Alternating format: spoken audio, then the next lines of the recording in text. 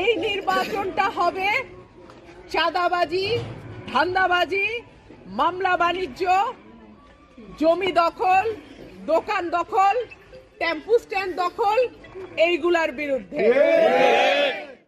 আর আমার যেহেতু কোনো মার্কা নাই, দলীয় মার্কা নাই, আমি ঠিক করেছি আমি হাঁস মার্কায় দাঁড়াবো। আপনারা সকলে প্রতীক বরাদ্দের দিন এটা অবশ্য আরো বেশি পরিষ্কার হয়ে যাবে যে মার্কা কি দাঁড়ায়। তবে আপনারা এখন পর্যন্ত মোটামুটি যেটা ঠিক করছি হাঁস মার্কাতে দাঁড়াবো।